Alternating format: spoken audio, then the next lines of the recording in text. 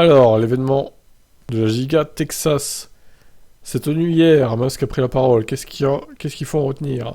C'était lors de l'Assemblée des actionnaires. L'événement Cyber Roundup. Alors, première info. Il était le vote le plus important de la soirée où l'équipe de direction des actionnaires, une proposition de split à venir pour ces prochaines semaines, va diviser chaque action en 3 nouvelles actions afin de baisser le prix d'une action. Le but, garantir l'accessibilité du titre Tesla aux plus petits actionnaires. Actuellement, l'action du constructeur repartait de façon durable au-delà des 1000 $. Nous devrions donc pouvoir retrouver le prix de l'action entre 300 et 400 $. Ce n'est pas la première fois que Tesla réalise une telle opération.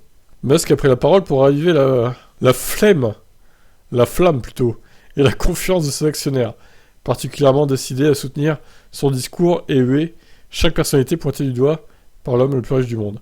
Dans son discours, outre quelques blagues au sujet de l'échec de son rachat de Twitter, il a confié que Tesla envisagerait la construction de 10 à 12 nouvelles usines dans les années à venir.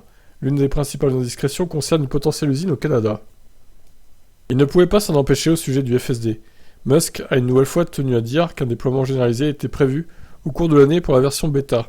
Dans sa progression, le mode aurait dépassé les 40 millions de miles, 64 millions de kilomètres parcourus, et il a déclaré « Je pense que cette année, nous aurons bien plus que 100 millions de miles. » Très bien.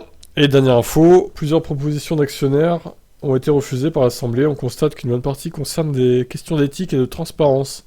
Ainsi, selon les documents envoyés à la SEC, les propositions pour une plus grande transparence sur les signalements de harcèlement sexuel, propos sexistes ou racistes sur le lobbying et le travail des enfants sur les sites d'extraction de métaux ne feront pas partie des plans d'amélioration du constructeur.